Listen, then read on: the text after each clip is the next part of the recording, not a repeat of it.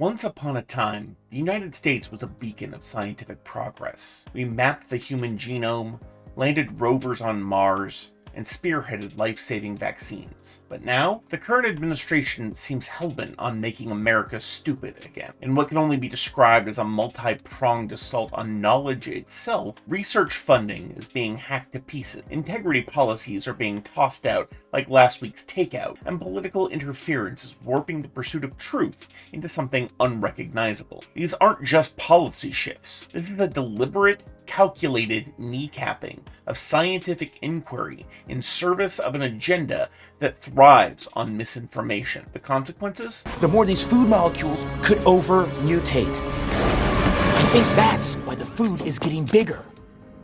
Here's what I heard. Blah, blah, blah, science, bigger. And bigger is better. A generation of researchers left in limbo, public health left to decay, and environmental protection sacrificed at the altar of short-term profits. It's not just bad governance. It's an act of intellectual vandalism. The National Institutes of Health has been forced to scrap funding for research on how climate change affects public health. Heat waves are getting deadlier, wildfires are poisoning the air, and disease patterns are shifting. But according to the Trump administration, if we don't study it, it's not happening. You can't triple stamp a double stamp. You can't triple stamp a double stamp, Lord. You can't triple stamp a double stamp. Lord. Scientists who spent years gathering data are being told their work doesn't matter because it doesn't fit neatly into the administration's worldview. At the same time, the Environmental Protection Agency's Office of Research and Development is on the chopping block, leaving over 1,000 scientists staring down unemployment. Because apparently, knowing what's in our air and water is just too much government overreach. The administration's plan?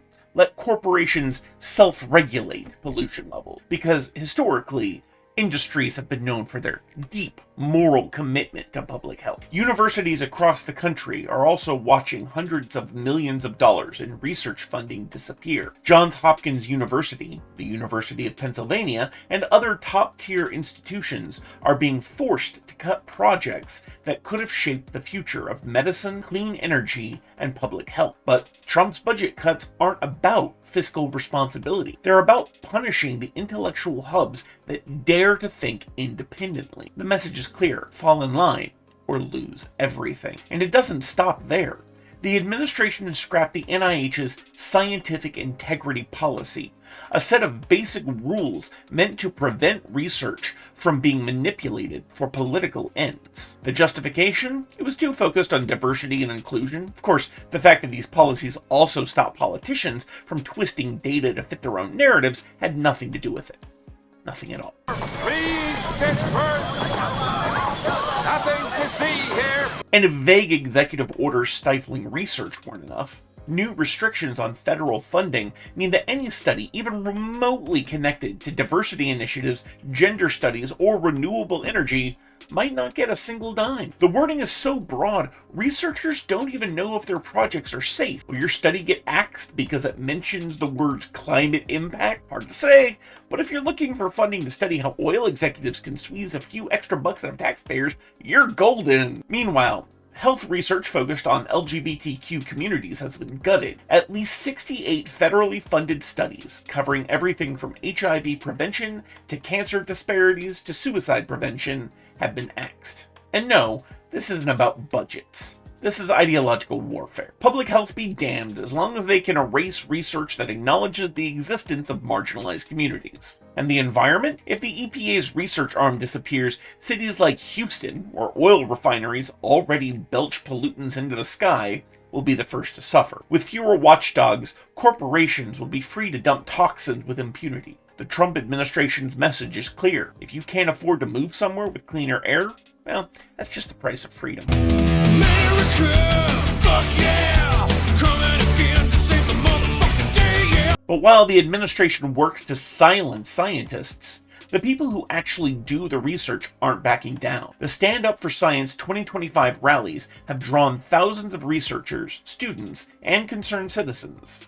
The scientific community is fighting back, even as Trump's hand-picked agency heads try to make sure the only research that survives is the kind that flatters their talking points. And as America slams the door on its brightest minds, Other countries are rolling out the welcome mat. France and Belgium are actively recruiting US researchers who can no longer do their work there, with Marseille University even offering scientific asylum to academics escaping political interference. The irony is rich. The country that once led the world in research is now forcing its best and brightest to flee abroad. Let's be clear, this is not just about scientists having a harder time getting grants. This is about the erosion of truth as a guiding principle in public policy. It's about a government so threatened by inconvenient facts that it would rather burn down institutions than let them continue their work. This makes me want to burn this motherfucker down.